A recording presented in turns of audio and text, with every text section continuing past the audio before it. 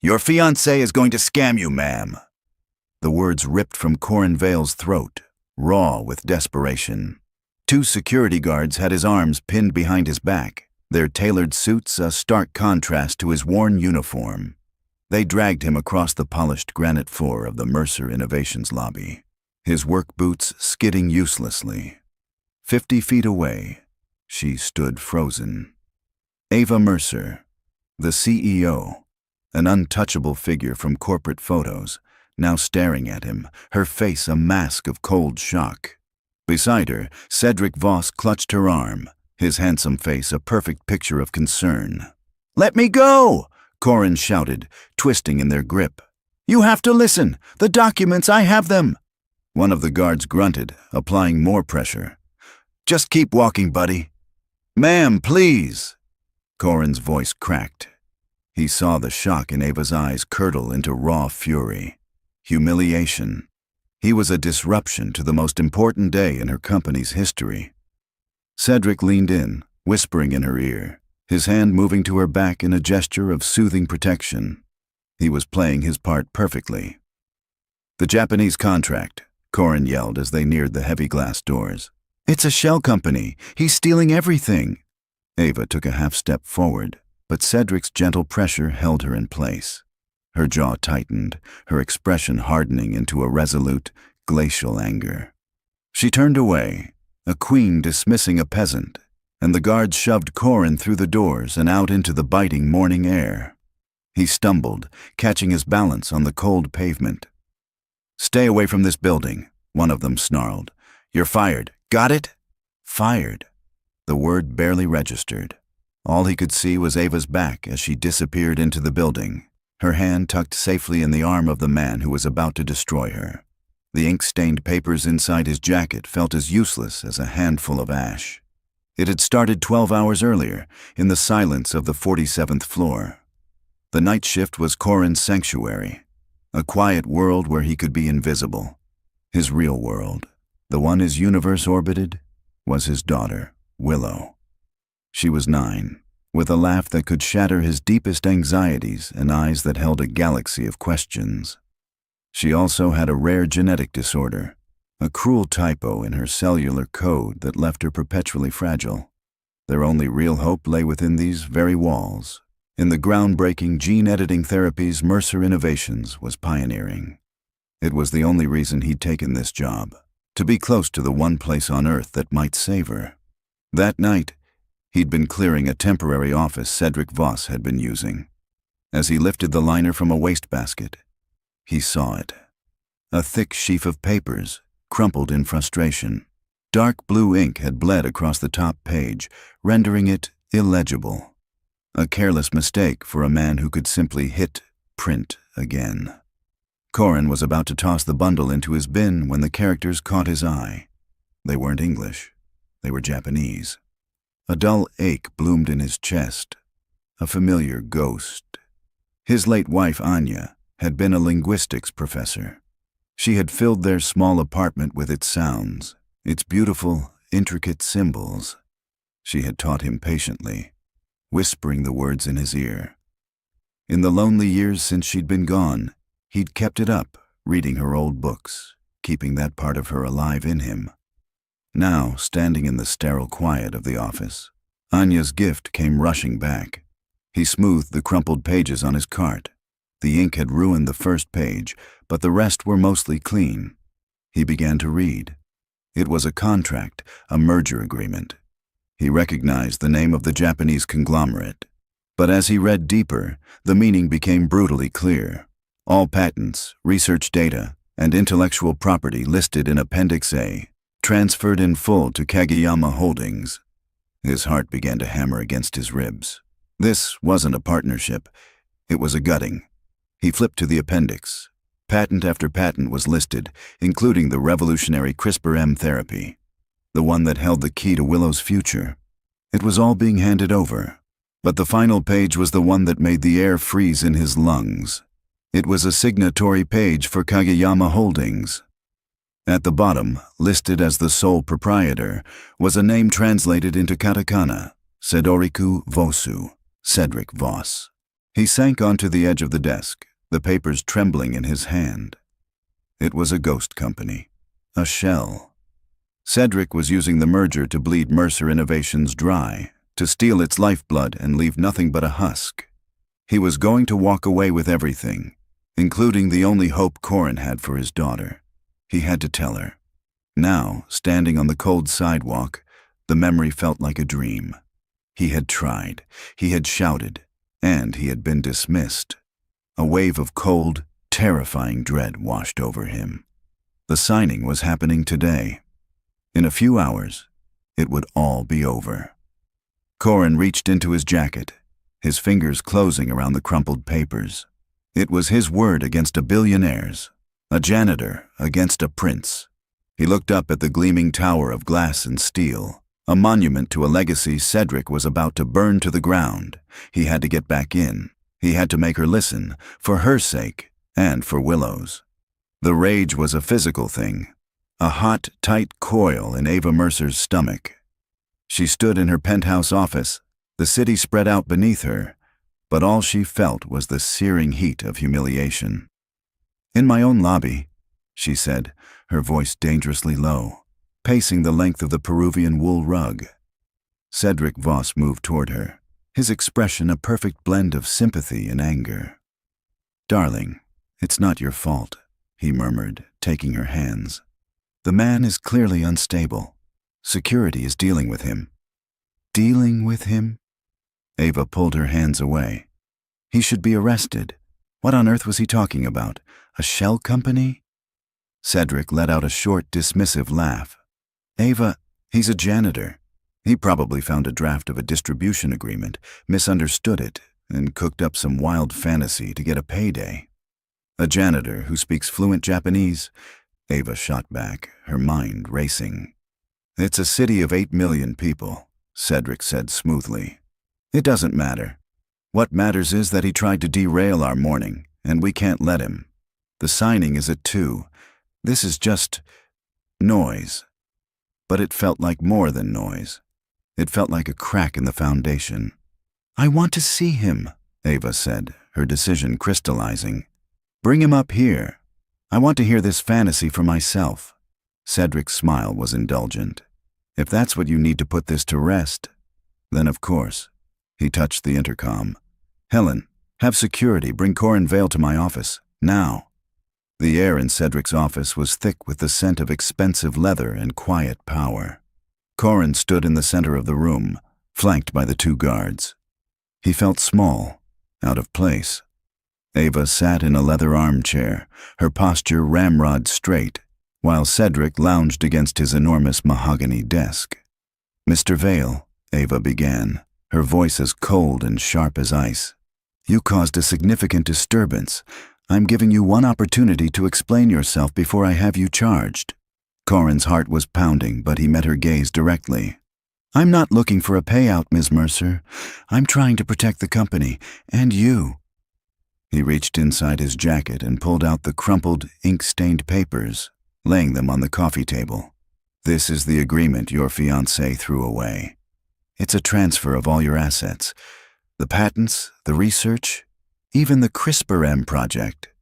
Cedric picked up the papers with mild curiosity, then chuckled and tossed them back on the table. "As I suspected, an early draft of a regional distribution agreement. The language is standard boilerplate. He's misinterpreted it." "I haven't misinterpreted anything," Corin said, his voice gaining strength. "It lists you as the sole proprietor of Kageyama Holdings." Cedric raised a perfectly sculpted eyebrow. "It lists a placeholder name, an example. Honestly, Ava, this is absurd." He turned his focus on Corin. "Where did a man on the night crew learn to read complex legal documents in Japanese anyway?" "My wife taught me," Corin said, his throat tightening. "She passed away. It was her language." A flicker of annoyance crossed Cedric's face before he smoothed it over with a mask of pity. "I see. I'm sorry for your loss. But grief can make people unreliable, prone to seeing conspiracies where there are none." He looked at Ava, his expression softening. "He's a grieving man looking for someone to blame. It's sad, really."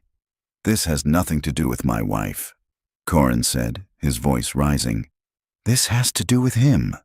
Enough. Ava's voice cut through the tension. She stood up, her patience gone. I've heard enough.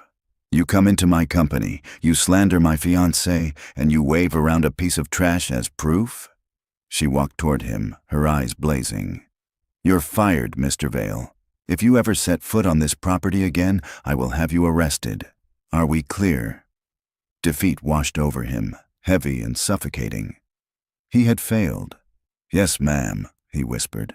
The guard stepped forward, gripping his arms. As they turned him to leave, a final, desperate thought surfaced. Willow. He stopped, pulling against their grip to look back at Ava. I didn't do this for money, he said, his voice thick with emotion. I did this for my daughter, for Willow, the cure, the CRISPR-M therapy. It's her only chance. He saw it then. The glacial anger in Ava's expression faltered. A flicker of recognition crossed her face. The patient outreach gala last spring. A sea of polite faces, and then this one little girl in a pink sweater who had peppered Ava with brilliant questions about gene splicing. Ava had been floored by her intelligence, her hope. She had knelt down and told Willow, "A mind like yours is going to change the world one day." The memory hung in the air between them. The image of a bright, hopeful little girl was now at war with the image of a deranged father. Cedric stepped forward, breaking the spell. "Don't you dare use your sick child to threaten us," he said, his voice laced with venom. But Corin wasn't looking at Cedric. He was looking at Ava. The guards pulled him toward the door, but he kept his eyes locked on hers, hoping the crack he'd seen in her certainty would widen. The door clicked shut, leaving him in the echoing silence. He had lost, but as the guards marched him away, he clung to that one fleeting moment of doubt in Ava Mercer's eyes. It wasn't much, but it was all he had left. Ava watched the elevator doors slide shut. The silence Corin Vale left behind was heavier than his shouts had been. Cedric moved toward her, his face a mask of concern. "Are you all right? I'm so sorry you had to go through that." "I'm fine," she said, shrugging off his touch. The gesture was sharper than she intended. She needed space. The lingering image of Corin's face, the raw desperation in his eyes as he spoke his daughter's name, was an unwelcome intrusion. "I just want this day to be over." "It will be," Cedric promised, his voice like velvet. "In a few hours, we'll be celebrating. This ugly little episode will be forgotten." His efficiency should have been comforting. Instead, it felt cold. "Don't you dare use your sick child to threaten us." The words echoed in her mind. Corin's plea hadn't sounded like a threat. It had sounded like a prayer. Back in her own office, Ava tried to focus on the merger documents laid out on her glass desk. This was her world. Logic, data, contracts vetted by the best legal minds. A janitor's wild theory, based on a piece of trash, was not. Her gaze drifted to the corner of her desk where her assistant had placed the crumpled, ink-stained papers, ready for the shredder. She reached for them, intending to destroy the last remnant of the morning's chaos. But her fingers stopped. She smoothed out the pages. The Japanese characters stared up at her, a language she didn't understand, holding a secret she couldn't shake. "He's misinterpreted it," Cedric's voice. So calm, so certain. "It lists you as the sole proprietor." Corin's voice. So desperate. One of them was lying. For the first time, Ava allowed a sliver of a thought into her mind. What if it wasn't the janitor? She folded the papers and slid them into her briefcase. "Helen," she said into the intercom, her voice perfectly level. "Cancel my 1 o'clock, and I need the private number for Dr. Aris Thorne at the university." The reading room at the university's East Asian library was a cathedral of silence. Dr. Thorne, a man whose tweed jacket and gentle eyes had remained unchanged since he was her undergraduate mentor, looked at the papers she'd spread across the heavy oak table. "This is quite a document, Ava," he said. "Where did you come across it?" "A competitor's file," she lied, the word tasting like acid. I need to understand what their strategy is. I need to know if it's a threat. Dr. Thorne slid on a pair of reading glasses and leaned closer. For 10 minutes, the only sound was the soft rustle of paper. Ava's heart beat a frantic rhythm. She hoped he would laugh, confirm Cedric's story. "It's just boilerplate, my dear." He didn't laugh. He took off his glasses, a deep line forming between his brows. He looked at her with a profound, academic sadness. "A threat," he said softly. "Ava, this isn't a strategy. It's a eulogy." A chill went down her spine. "What do you mean?" "The language is deliberately opaque, designed to look like a standard partnership agreement," he explained, his finger tracing a clause. "But this here, this is the heart of it. This clause doesn't protect your patents. It reassigns them. The wording is subtle, but the legal meaning is absolute. Upon signing, ownership is irrevocably transferred to the holding company." Ava felt the blood drain from her face. "Irrevocably. Total and final, no escape clause." He scanned the appendix. "My God, Ava, it's everything. Your entire research portfolio, the CRISPR-M project. Whoever signs this is handing over the keys to their kingdom." She couldn't breathe. The silent room was suddenly suffocating. "The holding company," she managed to whisper. "Kageyama Holdings. I've never heard of it, but the structure is classic. A shell corporation, a ghost." He turned to the last page, squinting at the katakana characters. "And the proprietor of this ghost company?" he asked, looking up at her over his glasses. "It's a non-Japanese name. Sedoriku Vosu." He pronounced it carefully. Cedric Voss. The name, spoken in this quiet, sacred space, was a gunshot.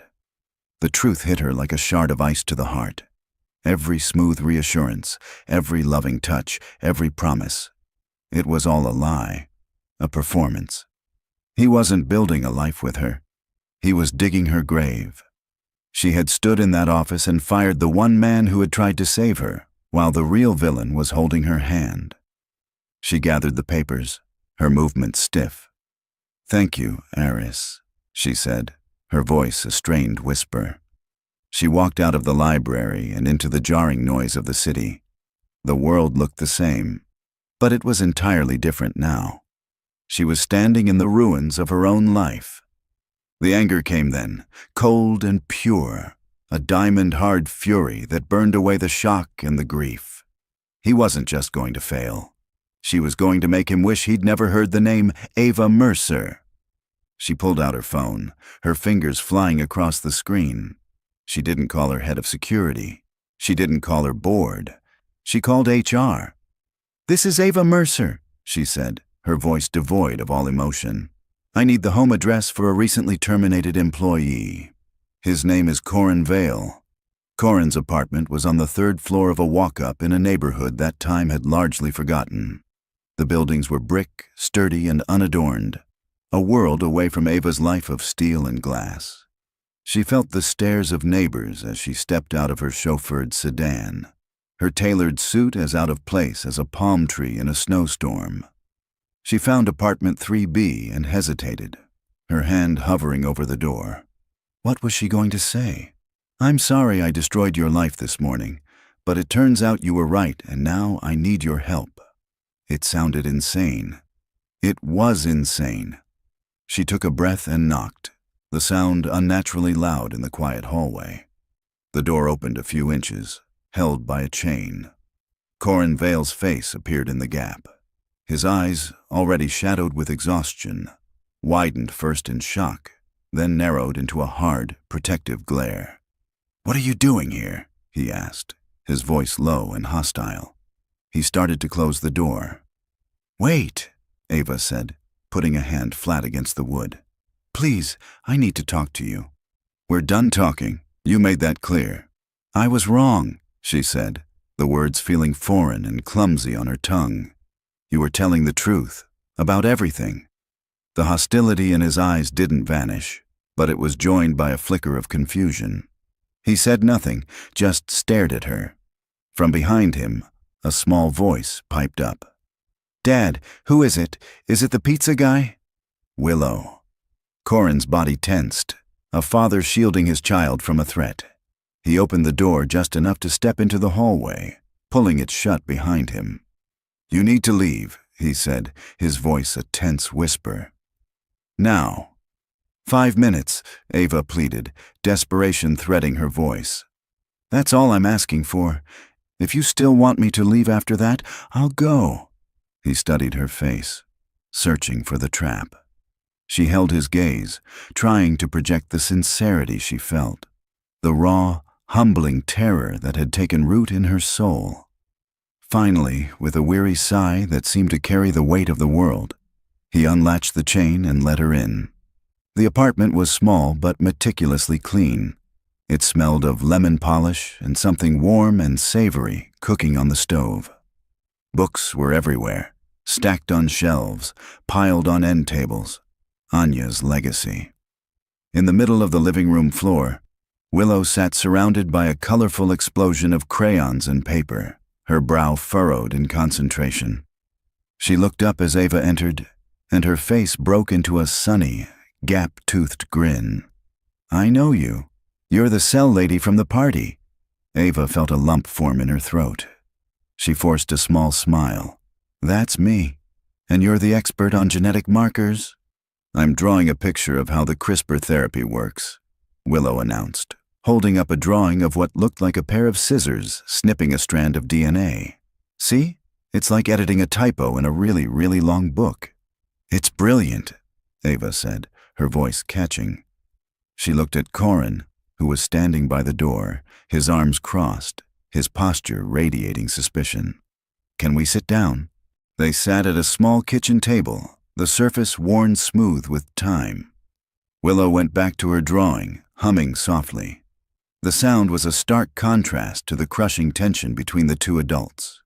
"I'm sorry," Ava said, the words coming out in a rush. "For what happened this morning. In the lobby, in his office. I was arrogant and I was blind. There's no excuse for how I treated you. I am truly, deeply sorry." Corin's expression didn't change. "Why the change of heart? Did you find another piece of trash that convinced you?" The sarcasm was deserved. She met it without flinching. "I had the document translated by a trusted source, an expert. He confirmed everything you said. The shell company. The asset transfer." She leaned forward, lowering her voice. "He called it a corporate execution."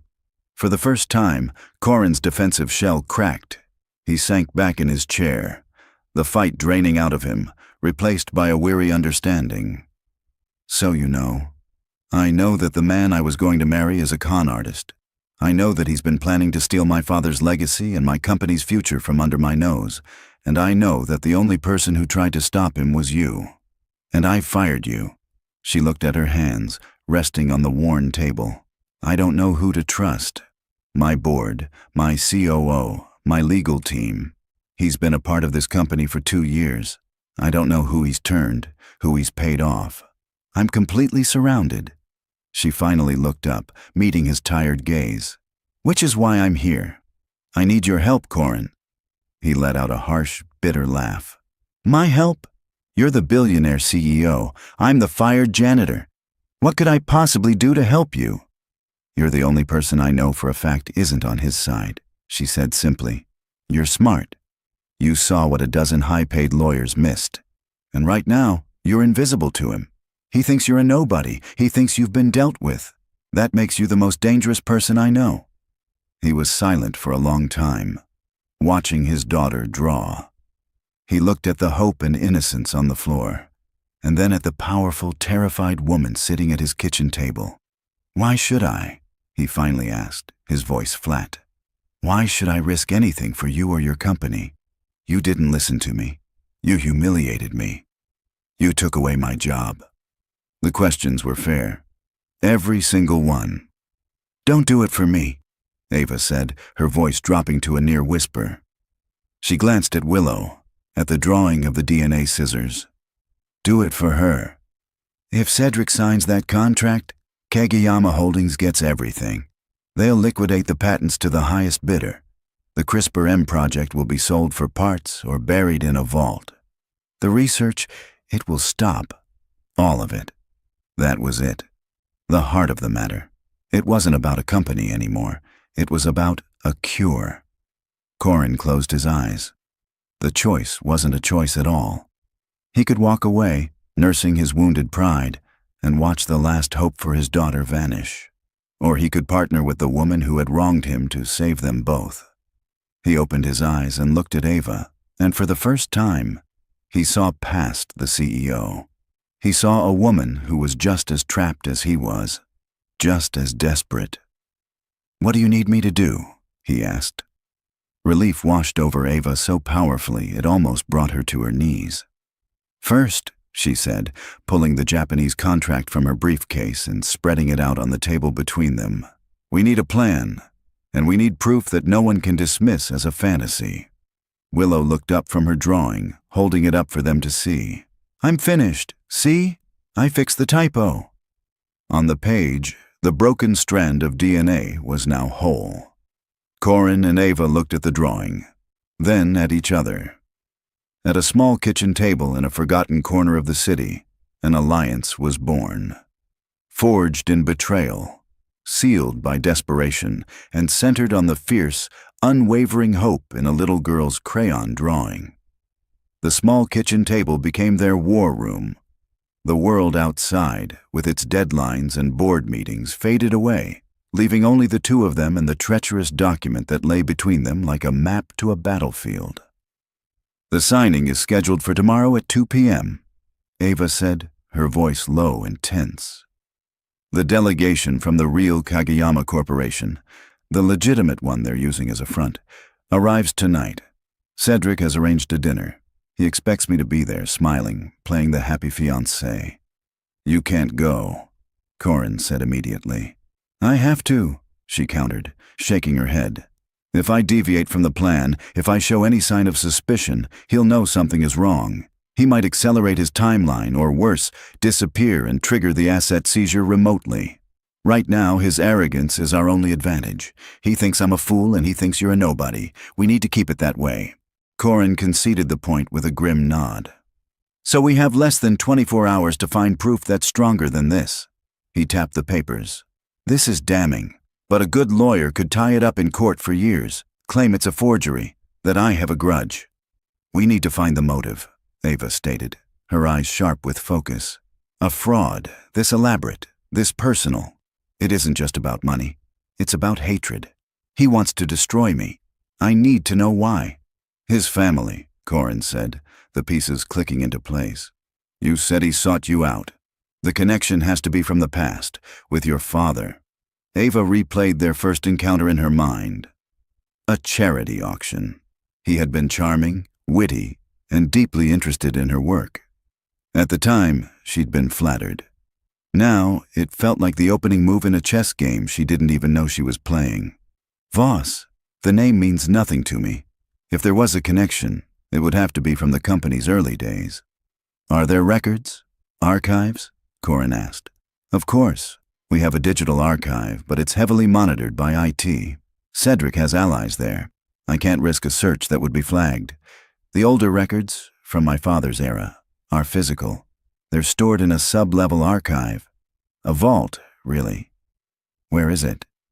"Sub-level 3. Climate-controlled, motion-sensitive lighting, keypad access only. You need a senior executive's keycard to even get to that corridor." Corin's brow furrowed in thought. He knew the building's bones better than anyone. He knew the forgotten service corridors, the humming maintenance shafts.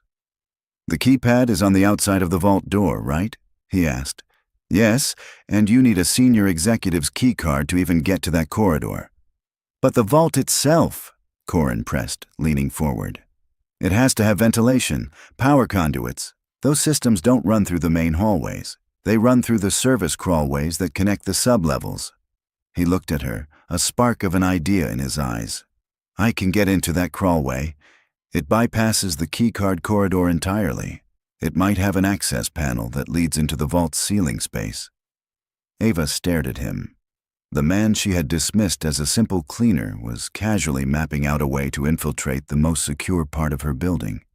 "You'd be trespassing," she said, stating the obvious. "I've already been fired," he countered with a wry, humorless smile. "What are they going to do? Fire me again?" He grew serious.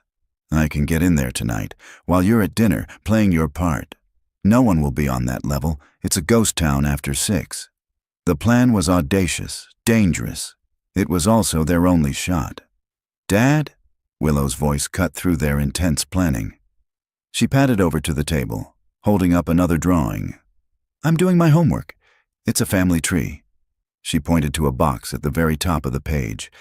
"That's Grandpa Mercer, the one the building is named after." Ava looked at the childish drawing of a man with a shock of white hair and a kind smile. Her father. The brilliant, beloved founder. The man whose legacy she was fighting to protect. And for the first time, a disturbing question surfaced. What if the legacy she was protecting had a shadow? What if Cedric's hatred wasn't born from madness, but from a genuine wound? "Willow, that's a wonderful drawing," she said, her voice a little tight. She looked at Corin, her decision made. "All right, tonight. While I'm with Cedric, you'll go for the archives. Look for anything related to the name Voss. Employment records, research notes, termination agreements, anything." "What am I looking for exactly?" Corin asked. "You're looking for the reason a man would spend 2 years of his life pretending to love a woman just so he could burn her world to the ground," Ava said, her voice hard as steel. She stood up to leave, the reluctant general sending her sole soldier into enemy territory. At the door, she paused. "Corin," she said, her voice softer. "Be careful." "You too," he replied, his gaze steady. "You're the one having dinner with a monster." She left his apartment and walked back into a world that no longer felt like her own. It was a stage, and she had her part to play. But tonight, while she smiled and raised a glass to a future that was a lie, a quiet man in a janitor's uniform would be moving through the shadows of her company, searching for a 30-year-old truth that could save them both. The hunt had begun. The restaurant was a symphony of hushed tones and clinking crystal. From her seat in the private dining room, Ava had a panoramic view of the city's glittering necklace of lights. It was the kind of place designed to make powerful people feel at ease, but for Ava, it was a gilded cage. "To a new era of innovation," Cedric said, raising his champagne flute. His smile was radiant, effortless. Across the table, the 2 Japanese executives, Mr. Tanaka and Mr. Ito, smiled and raised their own glasses. "To Mercer Innovations," Mr. Tanaka replied in carefully rehearsed English, "and to its visionary leader, Ms. Mercer." Ava forced her lips into a smile and touched her glass to theirs. The champagne was crisp and cold, but it tasted like poison. She could feel Cedric's knee pressing against hers under the table, a possessive, proprietary touch. Every instinct screamed at her to recoil, to throw the drink in his handsome, treacherous face. Instead, she took a delicate sip. "My father always believed that true partnership was built on a foundation of absolute trust," Cedric said, his gaze fixed on Ava. But his words intended for the room. The hypocrisy was so profound, it was almost breathtaking. Ava placed her glass on the table with a hand that was perfectly steady. "He was a wise man," she said, her voice smooth as silk. "He also believed that legacy isn't what you inherit, it's what you protect." A flicker of something unreadable passed through Cedric's eyes before his charming mask slipped back into place. The conversation flowed around her. Talk of market shares, distribution channels, and regulatory hurdles. It was the language she had spoken her entire life, but tonight it sounded like nonsense. Every polite nod, every feigned smile was a betrayal of the rage coiling in her gut. She was an actor in the final scene of her own tragedy, and she had to deliver a flawless performance.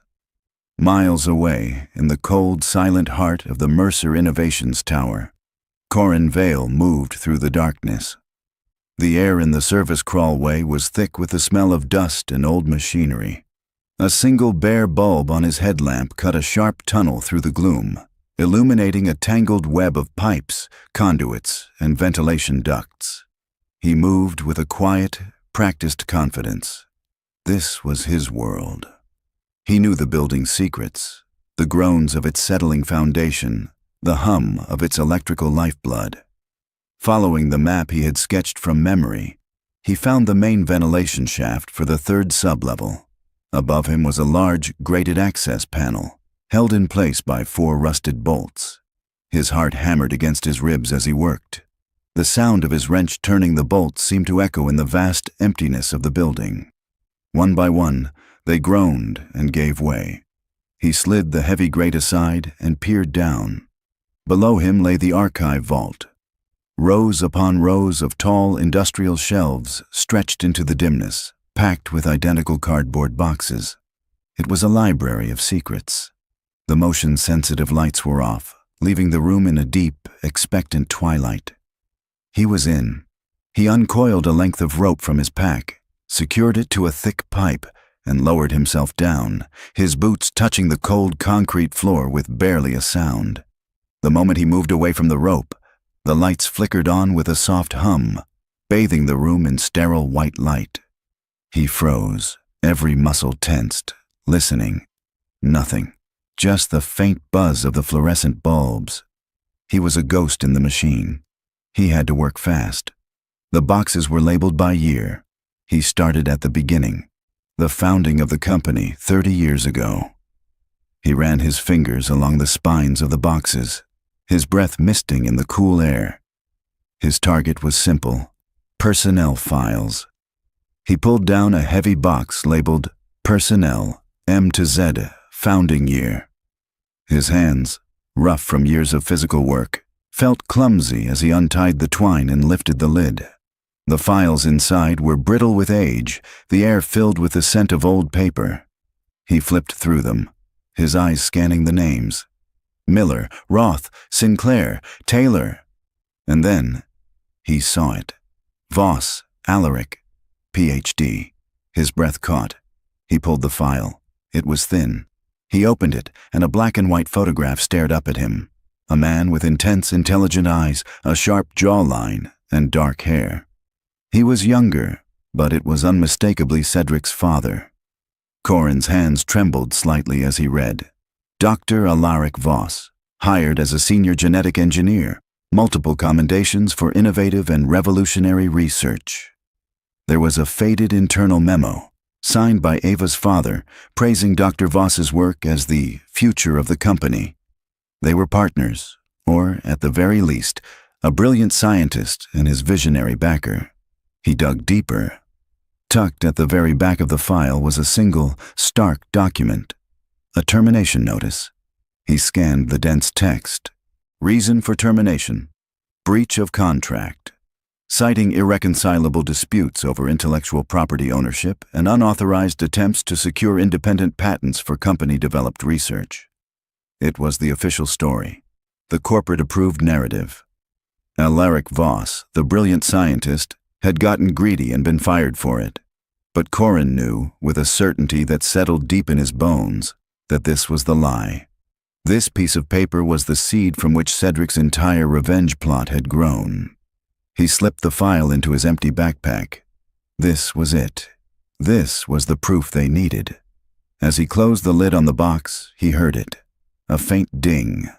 The sound was distant but clear in the tomb-like silence of the sublevel.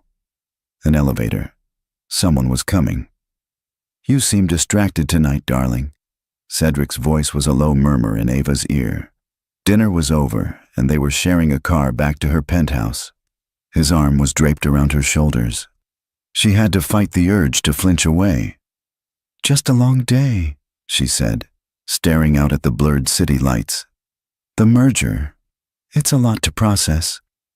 "It's the culmination of your father's dream," he said softly. He tilted her chin toward him, his expression one of deep affection. It was a flawless performance. "Our dream now." He leaned in to kiss her. It was a slow, deliberate claiming. Her mind screamed, but she forced herself to remain still, to accept it. The touch of his lips felt like ice, a cold, empty promise. When he pulled back, his eyes were searching hers. "Everything is all right, isn't it?" "Of course," she said, the lie tasting like ash. "Everything is perfect." He smiled, satisfied. "I knew it was. After all, you look like you've seen a ghost." The elevator ding echoed like a death knell in the sterile silence. Corin's blood ran cold. He scrambled, his movements frantic but silent, stuffing the file into his backpack. The vault was a trap, and the door was the only way out. Except for the way he'd come in. He sprinted to the rope, his sneakers making no sound on the polished concrete. He slung the backpack on and began to climb, muscles straining, his mind screaming. The motion-sensitive lights were a death sentence. Whoever was coming would see them from the corridor and know someone was inside. He was halfway up, his knuckles scraping against the rough ventilation grate, when the lights below him clicked off, plunging the vault into absolute darkness. For a terrifying second, he thought the power had failed, but then he understood. The timer. He had been still for too long while reading the file, and the system had reset. It was a miracle, a tiny, accidental grace. He held his breath, dangling in the dark. Below, he heard the faint scuff of shoes on the corridor floor, followed by a low murmur. A security guard speaking into his radio. "Yeah, all quiet on sub-level 3, doing a spot check on the archive perimeter. Over." The footsteps grew louder, passed directly beneath the vault, and then began to fade. Corin didn't move. He didn't breathe. He counted to 100, his heart hammering a frantic rhythm against the silence. When he was sure the guard was gone, he pulled himself the rest of the way up and through the access panel. He slid the heavy grate back into place, his hands shaking so badly he could barely tighten the bolts. Then he fled, a ghost melting back into the building's mechanical arteries. The truth a heavy weight on his back. A ghost? Ava's laugh was a perfect imitation of carefree amusement. It was the most difficult sound she had ever produced. She tilted her head, letting it rest against the cool leather of the car seat, and looked at Cedric, maybe the ghost of my father, smiling down on us. He always wanted this company to have a global reach. The deflection worked. Cedric's searching gaze softened, replaced by an indulgent smile. He bought the performance. "You're right. He would be incredibly proud of you tonight, Ava. Of us." He squeezed her hand, and she fought the bile that rose in her throat. When the car pulled up to her penthouse, he moved to get out with her. "I'll come up," he said. "We can have a nightcap and celebrate properly." Panic flared in her chest, cold and sharp. She couldn't let him in. Not tonight. She needed to be alone. She needed to talk to Corin. She pressed her fingers to her temple, feigning a sudden pain. "Oh, Cedric, I don't think I can. The stress of the day. I have a splitting migraine. All I want is a dark room and a few hours of sleep before the board meeting tomorrow." He looked disappointed, but a flicker of understanding crossed his face. "Of course. Get your rest." He leaned in and kissed her cheek. "Tomorrow, all your worries will be over. I promise." The moment his car disappeared around the corner, she sagged against her building's marble facade, a shudder racking her body. Inside her dark apartment, she pulled out a small, featureless burner phone.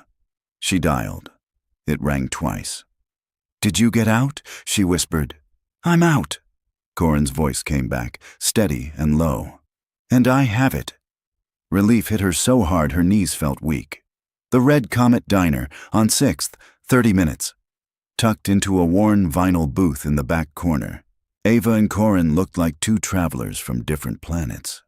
Without a word, he slid the thin manila folder across the table. Her hands trembled as she opened it.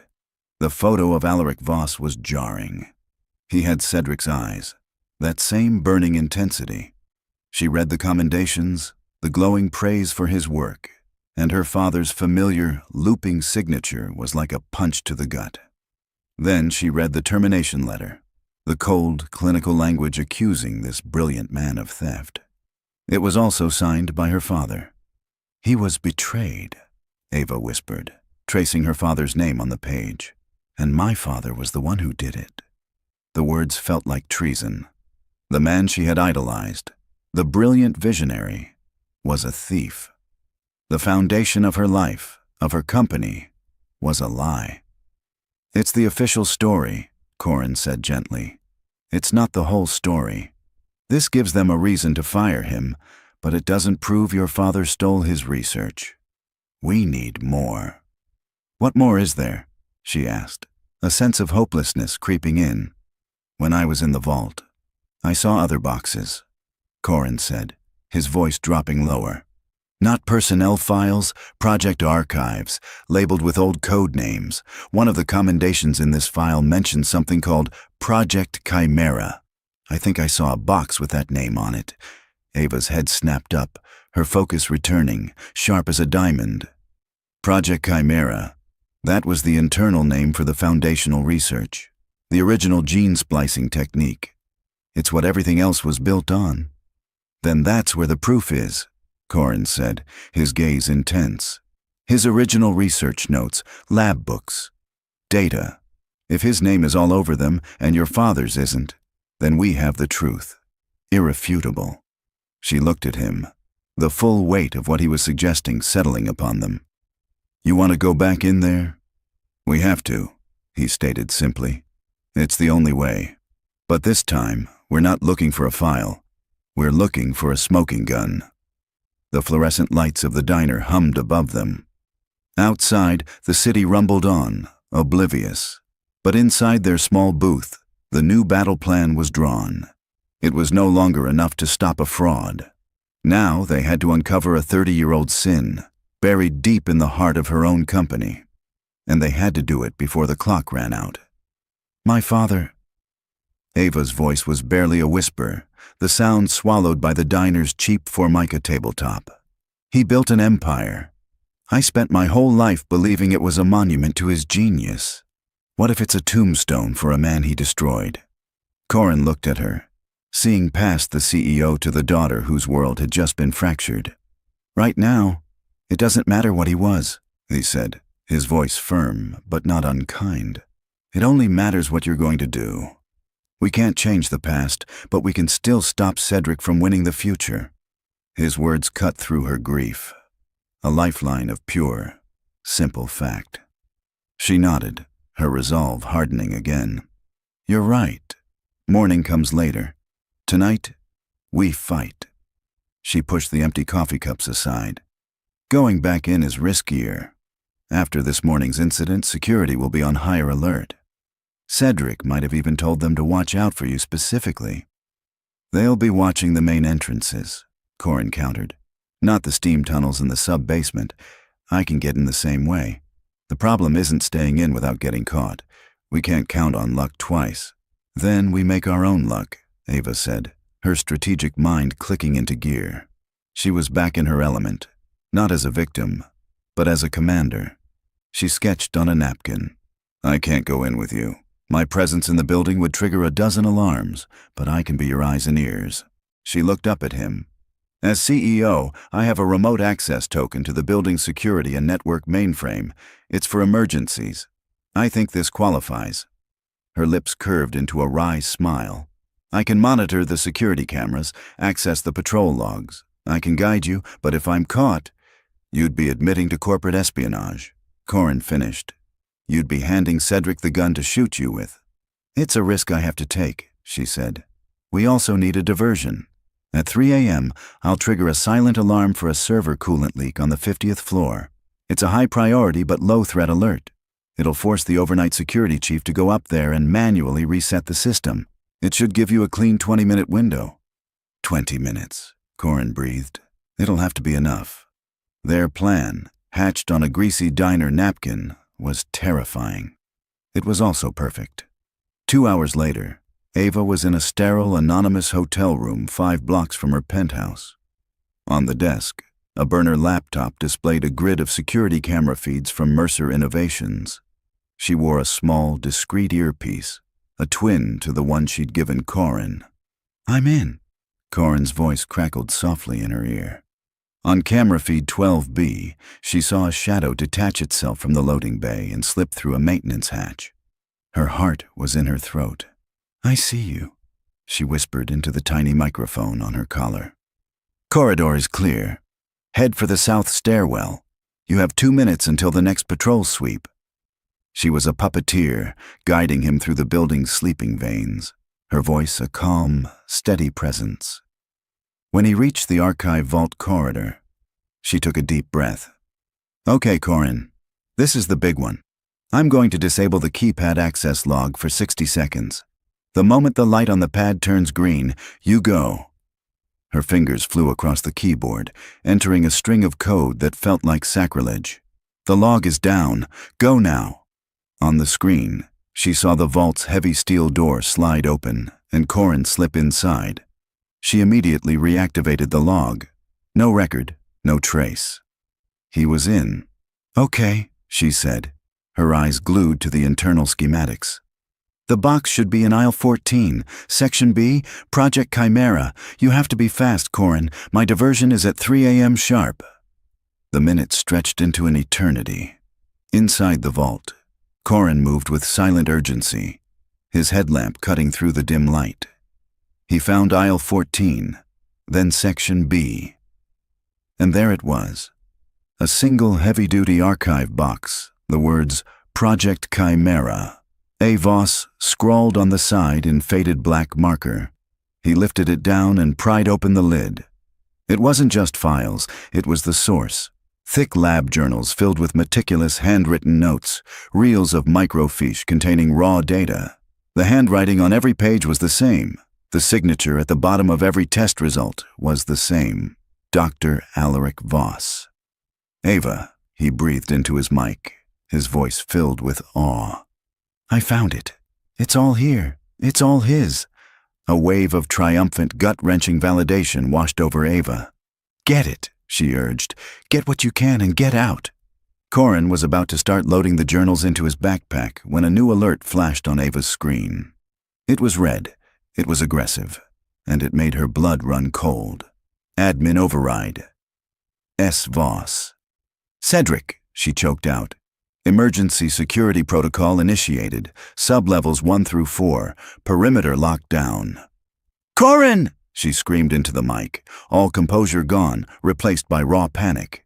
"Get out! Get out of there right now! He's on the network! He's locking down the sublevels!" In the vault, a klaxon began to blare, its piercing sound shattering the silence. Red lights flashed. Corin grabbed a handful of the journals and sprinted for the door. He was 10 feet away when he saw it.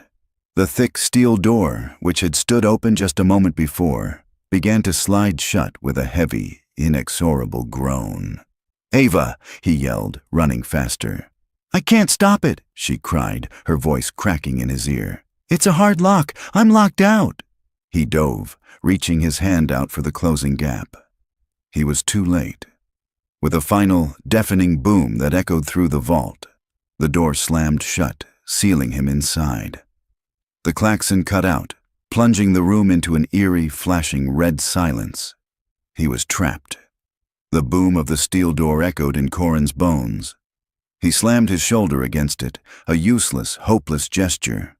It didn't budge. It was like hitting a mountain. The flashing red emergency lights painted the room in a hellish, pulsating glow. "Ava? Ava, can you hear me?" he yelled, his voice tight with rising panic. "I hear you, Corin." Her voice crackled in his ear, laced with a frantic energy. "I'm here. I'm trying to get back in, but he's locked me out of the system completely. He used a root-level admin key. I can't override it." Corin pressed his forehead against the cold steel of the door, taking deep, steadying breaths. Panic was a luxury he couldn't afford. "He knew," Corin said, the realization dawning. "This wasn't random. He was waiting for us. He set a trap." "He must have had a silent tripwire on the archive's network access," Ava said, her voice a torrent of frantic analysis. "He was notified the second I logged in. He let us get what we wanted, and then he sealed the tomb." Corin pushed himself off the door and scanned the room. The journals he had grabbed were scattered on the floor. The proof. Useless if it was buried with him. His gaze shot upwards to the dark square of the ventilation grate, 30 feet above. "The vent," he said. "It's the only other way out." "The rope is still on the other side of the door," Ava said, her voice tight with despair. "Corin, I'm so sorry. I led you into this." "No," he said, his voice hardening with resolve. "You got me to the truth. Now I have to get myself out." He looked around the vault, his mind no longer that of a victim, but of a problem solver. The room was filled with tall, heavy, industrial shelving units. They were bolted to the floor, but the shelves themselves were adjustable, held in place by thick metal brackets. "I have an idea," he said. "I'm going to have to build my way out." In his penthouse apartment, bathed in the cool blue glow of a bank of monitors, Cedric Voss took a slow sip of scotch. On one screen, he watched the red locked icon for the sub-level archive. On another, he saw the network log showing Ava's emergency access token being forcibly disconnected. He smiled. The janitor, or whoever it was a rat in a cage. He picked up his phone and dialed his head of security. "Frank," he said smoothly, "I just saw a network alert. Looks like a minor power surge might have tripped the emergency lockdown on the sub-level archives. No need to worry tonight, but I want a full sweep of that level first thing in the morning. Say 7 a.m. Let me know what you find." He hung up. The trap was set. The clock was ticking. "He's sending security." Ava's voice was strained in Corin's ear. 7 a.m., Corin. You have less than 4 hours. "It'll be enough," he said, grunting with effort. He had unbolted a heavy shelf from one of the units, using a wrench from his toolkit. He managed to prop it against the main shelving unit, creating the first rung of a makeshift ladder. It was unstable, but it was a start. "Okay, what do you see on the schematics for the ventilation system?" he asked, trying to keep his mind focused on the task. "It's a straight run for about 50 feet, then it forks," Ava replied, her keyboard clicking furiously. "You need to take the left fork. It leads to a maintenance shaft that runs all the way down to the sub-basement." He went back for another shelf, then another. He worked in a steady, focused rhythm, his movements economical, his mind clear. He was no longer Corin Vale, janitor. He was Willow's father, a man who would tear down walls with his bare hands to keep her safe. The climb was treacherous. The metal shelves were slick and offered poor handholds. Twice his foot slipped, sending a shower of rust to the floor below, his body swinging wildly before he found his grip again. He could hear Ava's sharp intake of breath in his ear each time. "Talk to me, Ava," he grunted as he reached for the next rung. "Keep me focused." "Willow loves stars," she said, her voice soft but clear. "At the gala, she told me she wants to be an astrobiologist. She asked if our gene editing tech could be used to help humans adapt to life on other planets. She's not just waiting for a cure, Corin. She's planning her future." The image of his daughter, reaching for the stars, flooded his mind. It was a jolt of pure adrenaline. With a final, desperate push, he reached the top of the shelving unit. He was level with the vent. He clung to the metal frame, his muscles screaming, and reached for the grate. It slid aside. Cool, dusty air washed over his face. Freedom. He pushed the backpack, heavy with Alaric Voss's life's work, into the vent first. Then, with the last of his strength, he hauled himself up and into the tight, dark space of the crawlway. He lay there for a moment, his chest heaving, the sound of his own ragged breath loud in his ears. He was out of the vault. "I'm in the vent," he whispered into the mic. He heard a choked sound in his ear. A half-sob, half-laugh of pure relief from Ava. "Copy that," she said, her voice thick with emotion. "You're out. Now, let's get you home." He wasn't safe yet. He was still deep in enemy territory. He had the proof, but the sun would be rising soon, and with it would come Cedric's guards. The race wasn't over. It had just entered its final, desperate lap. The crawl space was a maze of suffocating darkness and sharp-edged metal.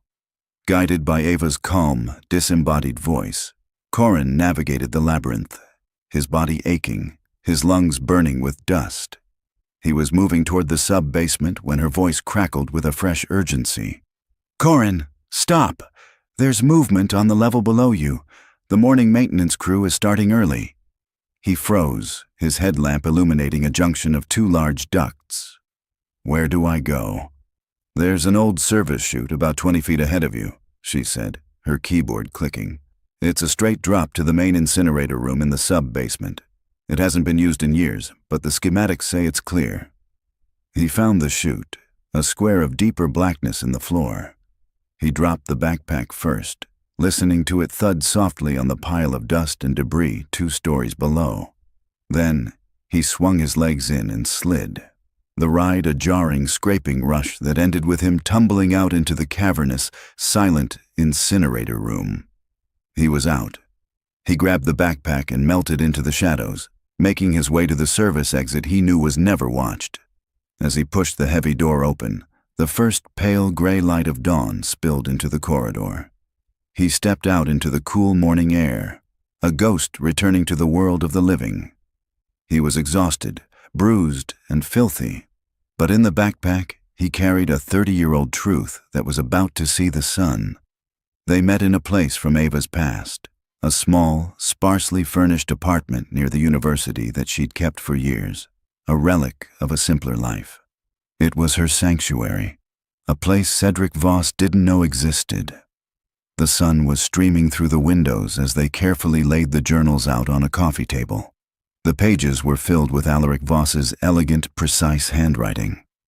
Complex equations and brilliant hypotheses were interspersed with dated notes of progress. On every page, there was a meticulous record of his work on Project Chimera.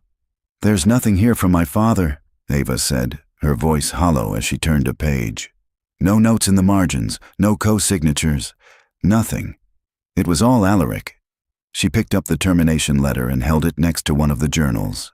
2 documents, 1 truth and 1 lie, both authorized by her father's hand. The grief she felt was sharp and disorienting.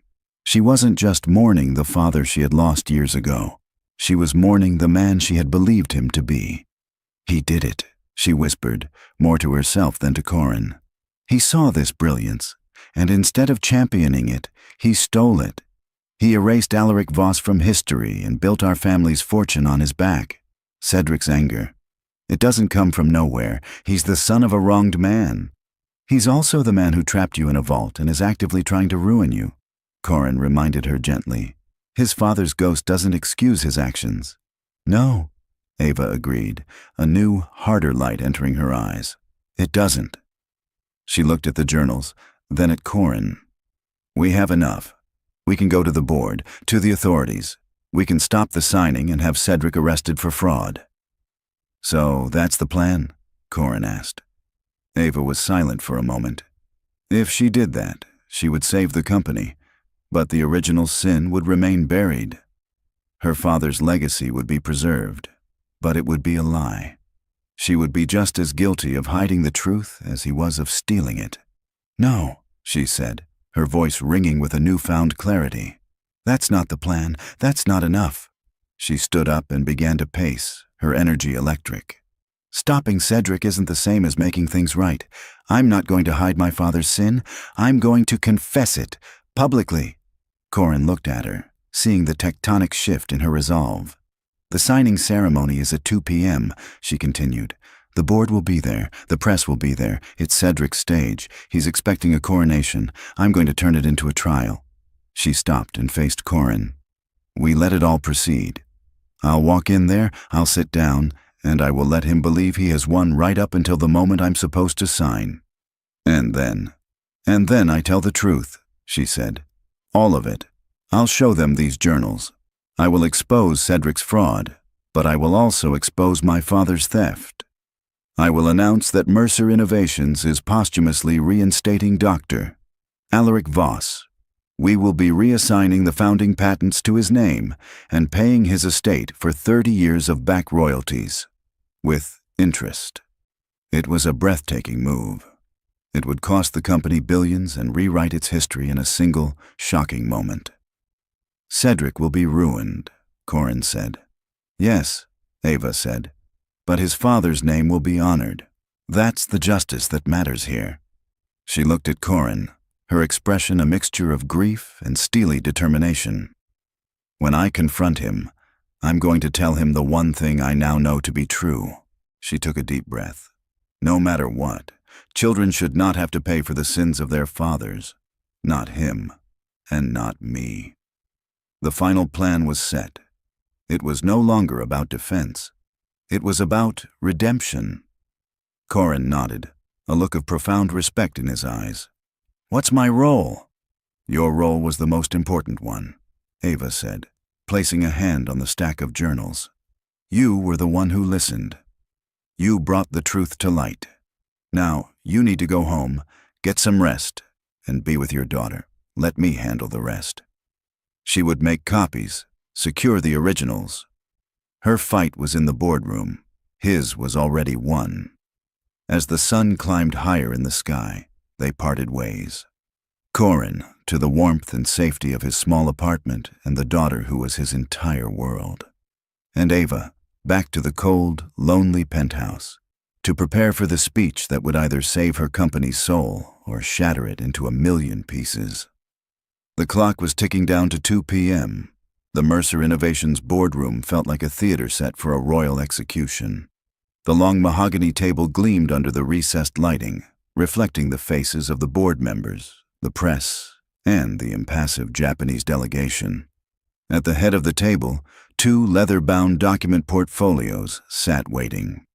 One contained a lie, the other, the truth. Ava entered the room with Cedric at her side. He was radiant, a conquering hero on the day of his victory. He squeezed her hand, whispering, "Our future starts now." She smiled back at him, a placid, serene expression she had practiced in the mirror for hours. It was the most convincing performance of her life. They took their seats. The preliminary speeches were a blur of corporate platitudes. The chairman of the board spoke of synergy. Mr. Tanaka spoke of partnership. Then Cedric stood up. He was magnificent. He spoke of legacy, of honoring the past while boldly striding into the future. He paid tribute to Ava's father, a man he called a titan of the industry. Then he turned his gaze on Ava, his eyes full of a love so perfectly feigned it made her skin crawl. "But my greatest tribute," he said, his voice dropping to an intimate hush that captivated the room, "is to my partner, my inspiration, Ava Mercer, a woman whose trust has been my greatest asset and whose leadership will guide this new global entity to unimaginable heights. Thank you, my love." The room broke into applause. Ava inclined her head, accepting the praise of the man who had plotted her ruin. The performance was nearly over. The final contract was slid in front of her. The portfolio was opened. The signature line was marked with a small yellow tab. A sleek, expensive-looking pen was placed beside it. The room fell silent. All that was left was the stroke of a pen. Cedric leaned over, his breath warm on her ear. "Sign it," he whispered, "and all your worries will be over." Ava looked at the pen. She looked at the signature line. Then, slowly, she looked up at Cedric, and for the first time that day, she let him see the truth in her eyes. Not love, not trust, just a cold, clear, unforgiving light.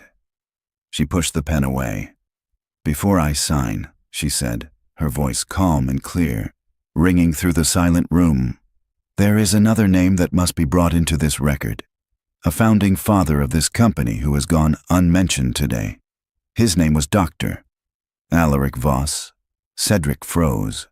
The charming smile on his face faltered, a hairline crack in a perfect facade. The board members exchanged confused glances. Ava didn't wait for a response. She opened the second portfolio that had been placed in front of her. "For 30 years, this company has operated under the belief that my father, Robert Mercer, was the sole creator of our foundational technology." She signaled to her assistant, who stood waiting. The large screen behind the table, which had displayed the company logo, flickered to life. An image appeared, the black and white photo of a young, intense Alaric Voss. "This was a lie," Ava stated, her voice resonating with absolute authority. "The real genius behind Project Chimera, the man whose research this entire company was built upon, was Dr. Voss. My father stole his work, erased his name, and fired him under false pretenses." Gasps rippled through the room. Cedric's face had gone pale, his eyes wide with disbelief. The screen changed, displaying a page from Alaric's journal, his elegant handwriting clear for all to see. Then, the termination letter, signed by Robert Mercer. "Today, that lie ends," Ava announced. "As my first act, I am publicly and officially reinstating Dr. Alaric Voss. The core patents will be legally reassigned to his name. Furthermore, Mercer Innovations will pay his estate 30 years of back royalties, with interest. His name and his portrait will be given a place of honor in the lobby of this building, so that no one ever forgets the true source of our success."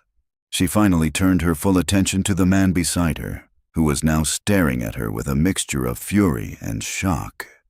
"You knew this, didn't you, Cedric?" she said, her voice dropping, yet still carrying to every corner of the room. "You knew your father was wrong, and all this?" She gestured to the fraudulent contract. "This elaborate, cruel deception was your answer. A son's twisted attempt at vengeance."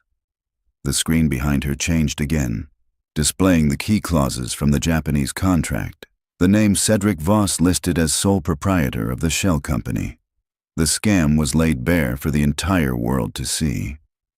"You had a righteous grievance," Ava said, her eyes locking onto his.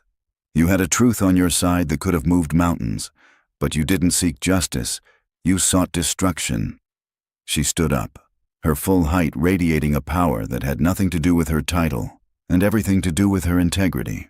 "No matter what," she said, her voice thick with a sorrowful, hard-won wisdom, "children should not have to pay for the sins of their fathers, not you and not me, but we are all responsible for our own choices. And you, Cedric, chose revenge over justice, and that is a price you will have to pay yourself." As if on cue, two plainclothes detectives stepped forward from the back of the room. Cedric lunged to his feet, his face a mask of pure hatred. "You!" he spat at her, all charm gone, leaving only the ugly truth beneath. He didn't get to say another word. The detectives were on him, and in a flurry of quiet, efficient movement, he was handcuffed and led out of the room, his life's grand performance ending in a silent, ignominious exit. 6 months later, the lobby of the newly rechristened Voss Mercer Innovations building was filled with a quiet, respectful light.